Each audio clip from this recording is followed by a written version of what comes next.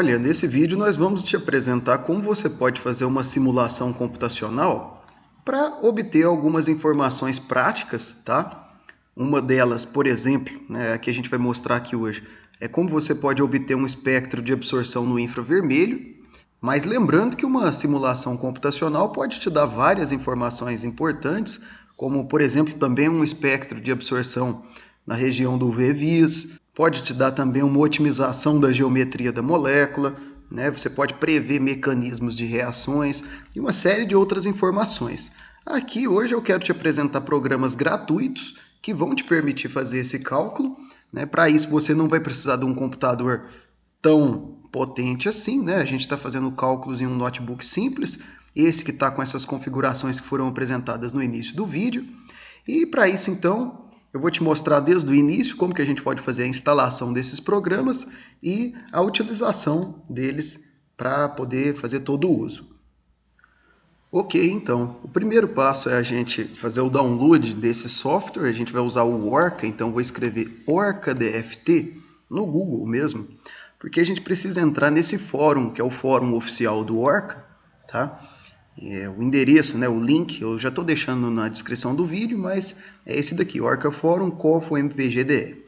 Nós vamos para a área de downloads de lá, que está vazia aqui porque a gente não fez o login nesse fórum, né? Então você precisa fazer o login, né? Se você não tem um login, basta você criar um login, né? Se registrar nesse fórum. Então eu vou fazer o meu login aqui e depois que eu fizer o login eu já vou clicar novamente na seção downloads, porque já vai aparecer para a gente as opções de downloads. Orca é um software gratuito, ele é gratuito e muito bom, tá? Ele está no momento da versão 4.2.1, nós vamos fazer o download dela, então, para Windows, tudo aqui que a gente vai apresentar é para Windows, porque é um sistema operacional que é muito comum, né? Mas você poderia usar em Linux perfeitamente. São pequenas variações nas linhas de comando, mas se você for um usuário do Linux, com certeza você já é um usuário mais avançado, você vai saber alguns detalhes só com o que a gente vai apresentar aqui no vídeo. Olha, eu estou falando desse Orca aqui, ele faz os cálculos em serial e em paralelo. Um cálculo em paralelo, ele usa os vários núcleos do processador do computador para fazer esse cálculo, né? E isso faz com que o cálculo seja realizado de uma forma muito mais rápida, porque eles podem levar um dia, 6 horas, né, para serem feitos. Para isso, nós vamos precisar fazer o download também desse Microsoft MPI, que é um programa do Windows que permite com que os outros programas possam ser realizados, né, possam ser executados em paralelo, usando esses vários núcleos. Então eu vou começar clicando aqui para fazer o download dessa versão do Orca, que é grande, né, 1.8 GB, isso vai levar um tempinho. Vou salvar aqui na área de trabalho mesmo. E enquanto a gente vai fazendo o download desse programa, tem outros programas que a gente precisa baixar, né? Primeiro que o Orca é um programa que vai funcionar por linha de comando, então a gente precisa de uma solução gráfica, né? Um programa gráfico. Uma opção gratuita e muito boa é o software chamado Avogadro, e aqui no próprio fórum tem uma versão otimizada já para o Orca, né? Então nós vamos fazer o download dele também. Também é um programa que funciona em plataforma de Windows, né? Então estou pegando a versão para Windows, né? Mas se você tivesse um macOS, né, você faria o download aqui. Então vou clicar aqui e fazer o download dele também, porque ele vai ser necessário para nós podermos tanto criar os arquivos que vão ser úteis para o Orca fazer o cálculo, quanto para abrir o resultado desses cálculos também. Feito, né, estamos em processo de download desses dois arquivos, eu vou então fazer o download do Microsoft MPI. Para isso eu vou escrever Microsoft MPI 10 aqui no Google e vou fazer então o download lá no site da Microsoft mesmo, né? Estou trabalhando com Windows 10 aqui, tá? Esse vídeo é para Windows 10, então clico em download. Eu vou fazer o download só da versão executável, né?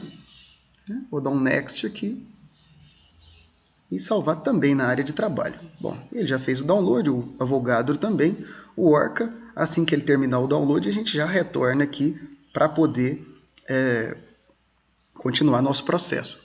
Bom, nós finalizamos aqui então o download. Vou começar instalando o Microsoft MPI. Basta a gente iniciar Um programa que essas instalações todas, na verdade, são aquelas do tipo next, next, ok, né? Next, você aceita o termo, dá next, next e instala, né? Vai para a pasta padrão mesmo, onde deveria ter sido instalado, né? A gente não está modificando nada não.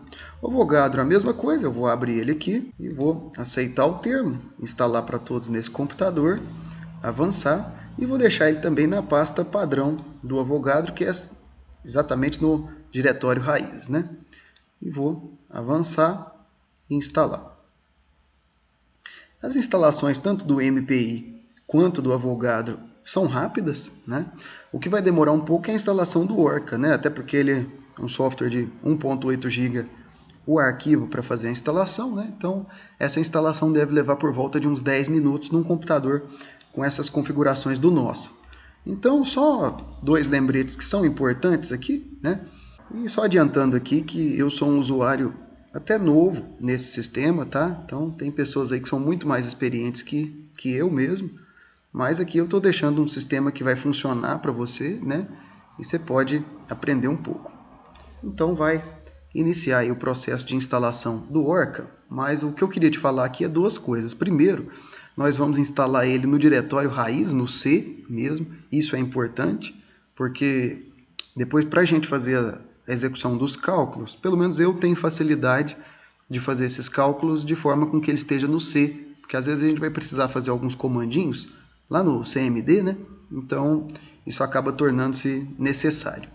Bom, aí a gente vai dar então um next, né, para instalar tudo. E aqui é o seguinte, a gente vai colocar sim a extensão para fazer cálculos em paralelo. A gente já colocou o Microsoft MPI, como ele está pedindo aí, então é só dar um next. Essa parte é importante.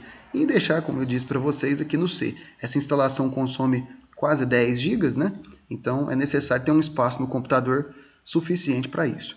Agora isso daí, na nossa máquina aqui, leva por volta de 10 minutos, né? Então é necessário ter um pouquinho de paciência.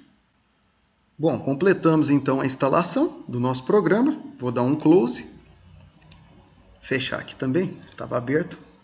Bom, agora eu vou fazer o seguinte, primeiramente eu vou desinstalar aqui, na verdade deletar esses instaladores que a gente tinha feito o download, porque a gente já instalou o material que a gente precisava. Aqui eu só vou adicionar um atalho para nossa área de trabalho, né? Vou colocar um novo atalho aqui.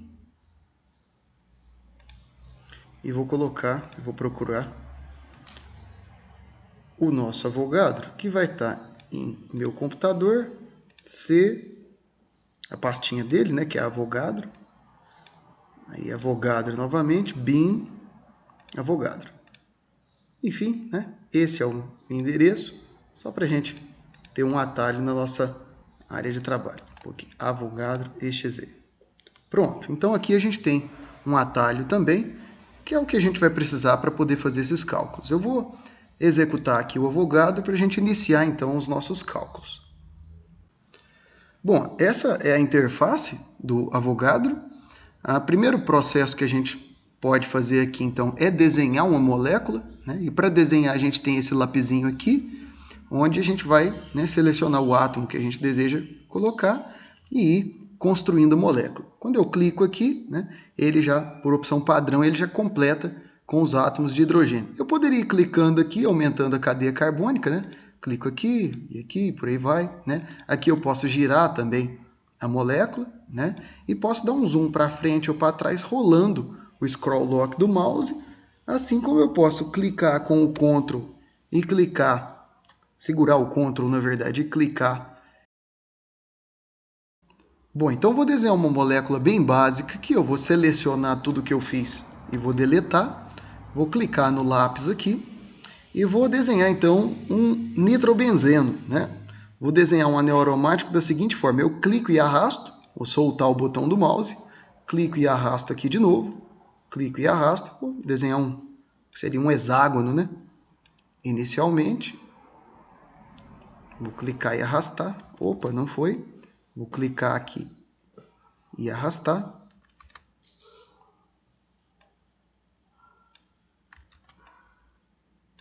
Pronto.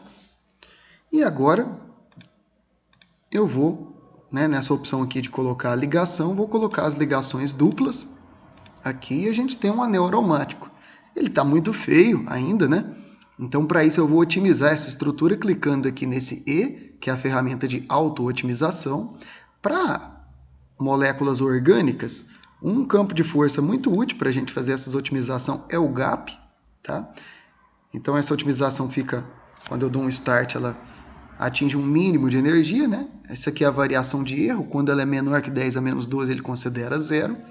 E pronto, está aí o nosso anel aromático otimizado. Eu vou dar um stop. E para a gente desenhar, então, o nitrobenzeno, eu vou colocar o nitrogênio aqui, né? Posso pôr tanto simples quanto duplo aqui, não importa. Isso formou uma molécula de anilina, né? Que aqui é NH2. Então, vou colocar o oxigênio. Colocar um oxigênio aqui e outro aqui. E vou colocar, então, a ligação dupla, clicar e arrastar, para a gente ter, então, o grupo NO2 já preparado para ser feito o cálculo. Você pode exercitar bastante aí esse tipo de desenho, né? Aqui a gente pode girar a molécula, né? Clicando nessa mãozinha. Se você quiser deslocar um átomo ou outro para depois fazer a otimização aqui, pode ser que fica melhor, né? Mas eu já estou otimizando aqui, né? Quando o erro chega na ordem de 10 a menos 12, ele para. Estou usando o GAF, que dá energias menores, né? Ó, só para você ter uma ideia, eu vou usar o UFF. Você está vendo que a energia aqui ela é maior do que quando a gente usa o método GAF? Está 62,9. Quando eu uso o GAF, vai para 25, alguma coisa, né? Então, esse modo, né, esse campo de força aqui para fazer a otimização da geometria inicial da molécula, nessa pré-otimização, ele é melhor. Então tá, então aqui a gente desenhou essa molécula, né? Sugiro que você treine mais com outras moléculas mais complexas e por aí vai.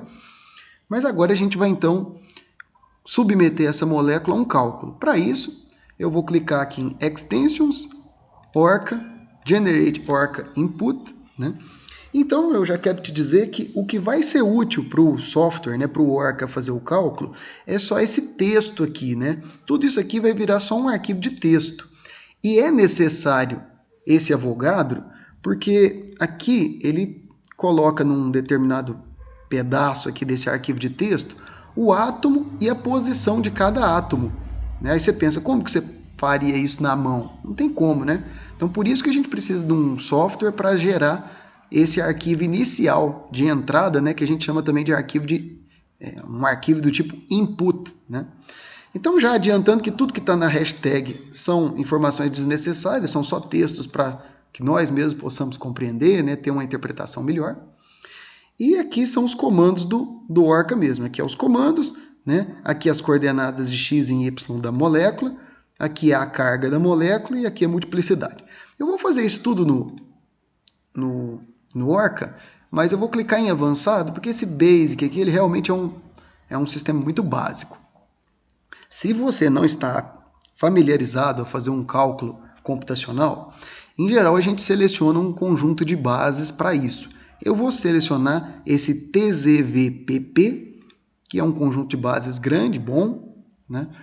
E a gente precisa de um método também. Eu vou usar o método DFT, que é um método que tem um custo computacional menor, ou seja, os cálculos demoram um pouco menos de tempo para serem concluídos do que um método, por exemplo, MP2, por exemplo, tá? O tipo de cálculo que eu vou rodar é um cálculo de frequência, né? Ele vai adicionar aqui frac para o programa depois ler, né? Se eu colocar só a otimização, ele vai ficar só o opt. Se eu colocar o frac, ele vai colocar o opt e o frac. Porque esses cálculos de frequência são aqueles que são úteis para ele plotar depois um espectro de absorção na região do infravermelho. A carga da molécula é zero. Se a gente modificasse aqui, ia modificar exatamente nesse ponto, né? Eu estou só te dando ideias aqui para você ver que tudo aqui é uma modificação nesse arquivo de texto, né? A multiplicidade tem a ver se essa molécula tem elétron desemparelhado, ela não tem, por isso a multiplicidade é um singleto. Isso aqui é um parâmetro de, como é que eu posso te dizer aqui? É um arredondamento que ele pode fazer no cálculo, então acaba sendo mais rápido. Eu não vou fazer esse arredondamento aqui, tá? Isso aqui, é um campo autoconsistente, eu vou colocar um campo do tipo tight, tá?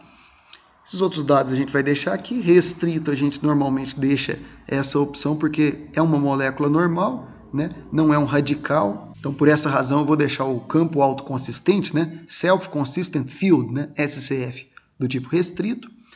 E agora, vou colocar então um funcional bem comum, bem conhecido na literatura já, bem trabalhado, bem desenvolvido, que é o B3-LIP. Vou usar uma grid set e aqui eu vou colocar none para a gente, né, não vamos usar a grade final. E aí tá ótimo, né? Eu vou só colocar essa outra opção aqui, que é para nosso cálculo final geral, os orbitais moleculares, vai ser bonito para a gente poder ver.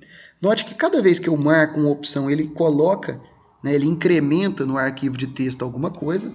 Eu vou colocar também para ele, no arquivo final, ter os conjuntos de bases que foram usados.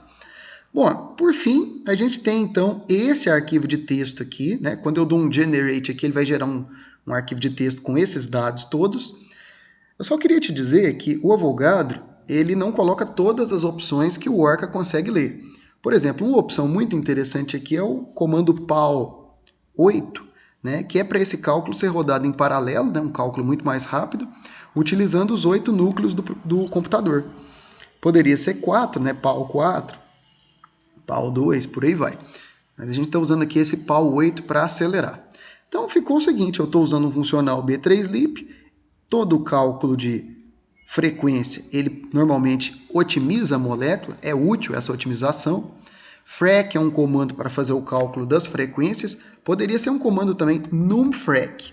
A única diferença é que o comando frac dá uma solução analítica, ele dá realmente a curva para aquela solução, e o numFrac é uma solução pelo cálculo numérico. A base que eu estou utilizando é a TZVPP. Isso daqui não é necessário. Opa. Voltar aqui para opção normal.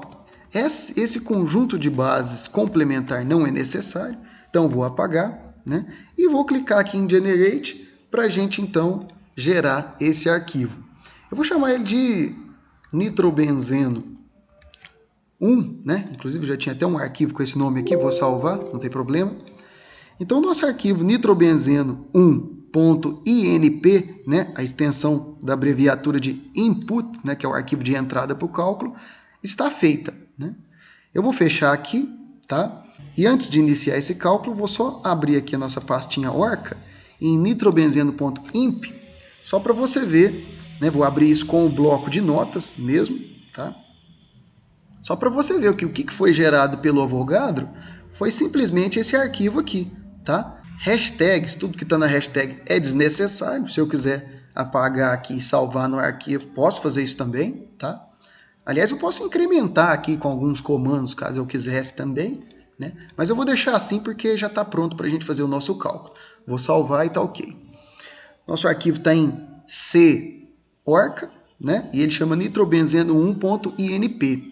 Então, para fazer o cálculo com o Orca, eu vou digitar aqui CMD para fazer o cálculo através de um sistema de comandos, né? Assim que o Orca trabalha. Vou deixar aqui para a gente visualizar também os arquivos que forem gerados. Vou dar um CD 2 pontos para sair da pasta Lucas, CD 2 pontos para sair da pasta Users. Vou entrar na pasta Orca, então CD Orca, e aqui eu vou digitar o endereço do Orca, né? C Orca, Orca exe, e ele tem um padrão muito simples para iniciar o cálculo, que é digitar o nome do arquivo que a gente quer que ele calcule, essa setinha, um espaço e o nome do arquivo final, que pode ser qualquer um. Por conveniência, eu vou colocar o mesmo nome do arquivo, só que a extensão precisa ser out, né?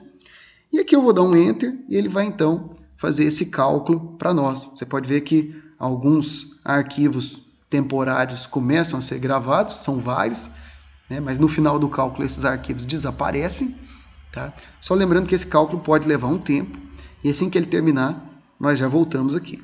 Pronto, nós concluímos o nosso cálculo. Você pode ver que voltou aqui o prompt comando para C2.orca, né? E aqui a gente tem o arquivo de saída, né? Que é o nitrobenzeno 1.out, da forma que a gente tinha já descrito, né? Então, se eu pegar e fechar aqui primeiramente, né? Nós não vamos precisar mais do CMD nesse momento, e abrir o arquivo de saída do Orca, né? Então a gente tem um longo arquivo TXT com muitos dados, tá? Vamos lá para o final dele. Primeiro a gente ver aqui que esse cálculo levou 3 horas, né? 19 minutos. Em geral dá umas 2 horas e 50.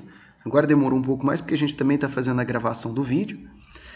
Alguns dados interessantes aparecem também quando a gente faz um cálculo de frequência, como por exemplo a energia livre de Gibbs, nessa unidade aqui que é o HAR-3, né? É possível converter HAR-3 para kJ por mol, quilocaloria por mol, né? Isso é possível. Né? E não só a energia livre, mas como outros parâmetros termodinâmicos, como a entropia, a entalpia, né? Eles têm valores já calculados para isso. Bom, nesse momento aqui eu não vou dar um foco muito grande para esse arquivo de saída, e sim vou abrir esse arquivo de saída no Avogadro. Eu vou inicialmente fechar esse Avogadro aqui, até para a gente não confundir aquele arquivo de input com o arquivo de output, né? Então vou minimizar aqui isso daí, vou abrir o Avogadro novamente para abrir esse arquivo output. Só lembrando aqui que quando a gente usa o PowerShell ao invés do CMD, né, e muitos dizem que o PowerShell é melhor, deve ser melhor mesmo, mas por algum motivo essa versão nesse computador, quando eu faço o cálculo no PowerShell, eu não consigo abrir aqui, igual eu vou abrir aqui com vocês, o arquivo final. Né? Aqui eu vou clicar em nitrobenzeno 1.out, e esse aqui é o nosso arquivo de saída, né? Então a gente tem vários dados interessantes, né? Um são os orbitais, né? Que a gente pediu para ele plotar os orbitais moleculares, né? Então a gente tem um LUMO aqui, né? Você pode ir até o HOMO, se quiser, né? Vou colocar aqui só o HOMO 1, o HOMO na verdade.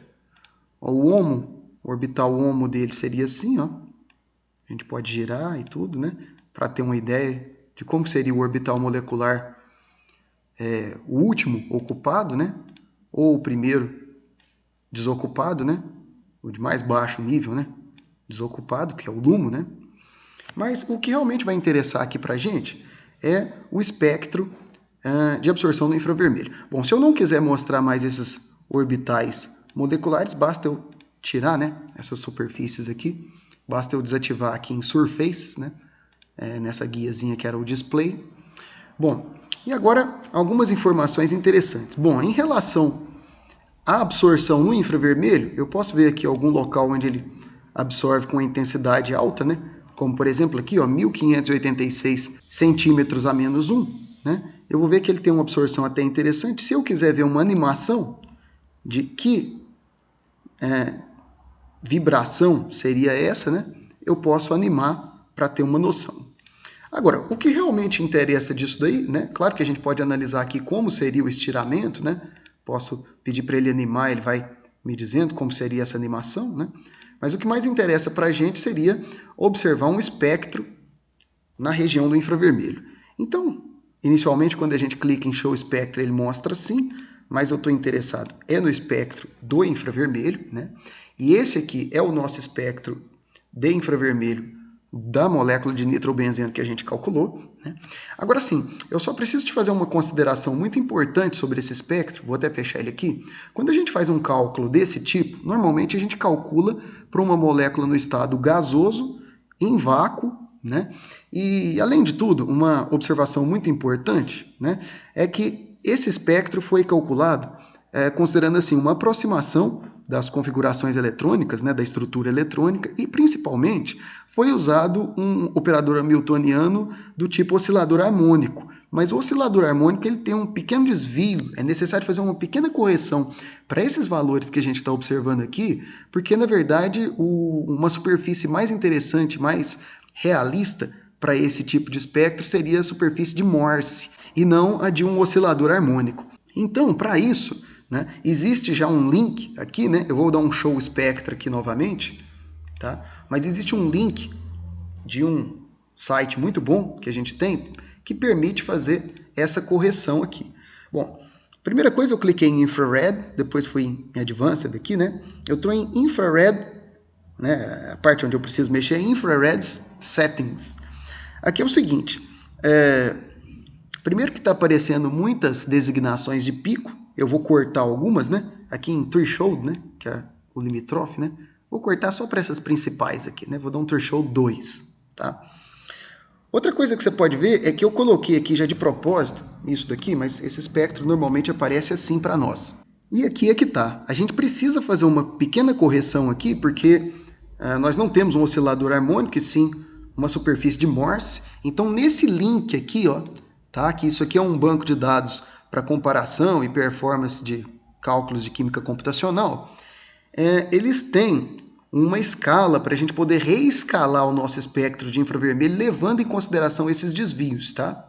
Só adiantando aqui, nosso método, né, o sistema que a gente fez foi o seguinte: a gente usou um cálculo do tipo DEF, vou até procurar aqui, DEF2,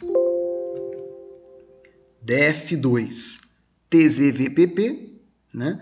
E a gente usou um funcional B3LIP. Então tá vendo que ele sugere aqui você reescalar utilizando esse parâmetro 0,963. Ele te dá até o erro aqui, né?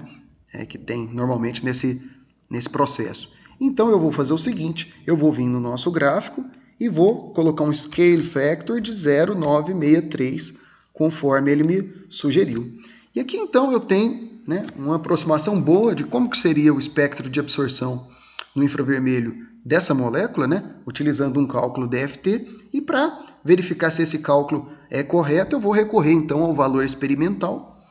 Para isso, né, vou deixar tanto esse link aqui, né, quanto esse outro, que é de um banco de dados japonês muito bom. Tá? Eu gosto muito desse banco de dados.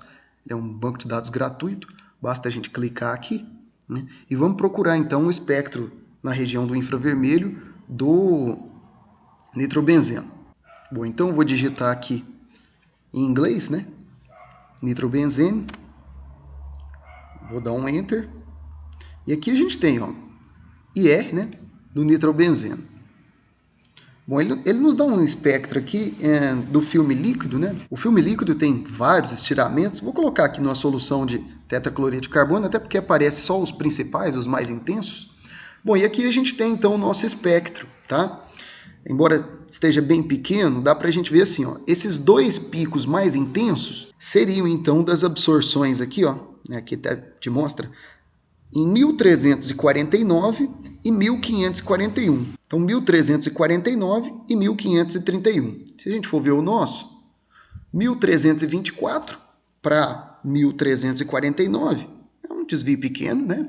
E 1527 para 1531 foi um desvio também pequeno, né? Então a gente tem um espectro, né, que diz alguns picos, né, de absorção no infravermelho. Poderia procurar outros, como por exemplo esse aqui, ó, na região de 700, né?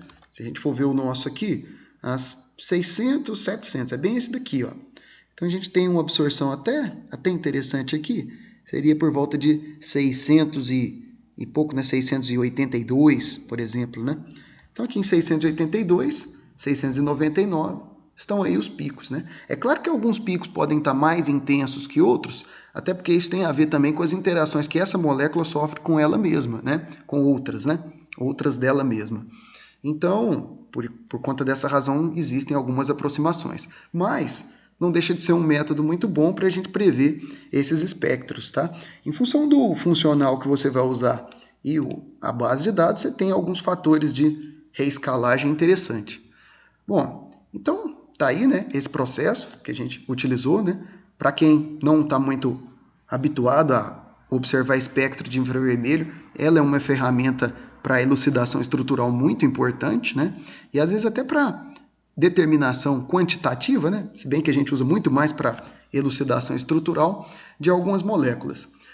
Novamente eu vou repetir, eu não sou um especialista nessa técnica de cálculo, tá? Mas estou deixando aqui as bases, né, as ideias, para que você possa também fazer aí na sua casa e aprender um pouco mais sobre isso daí. Quem sabe no futuro, né, talvez no futuro até próximo, a gente grave alguns outros vídeos mostrando, por exemplo, como você poderia calcular um espectro de absorção UV-Vis, né, ou outras propriedades interessantes também, como o calor de combustão e por aí vai. Bom, eu vou deixar aqui na descrição do vídeo o manual do Orca, né? Pode ser útil para você, né? Muita coisa você aprende só lendo lá mesmo, tá? E te agradeço muito, muito obrigado por assistir o vídeo até aqui e um grande abraço.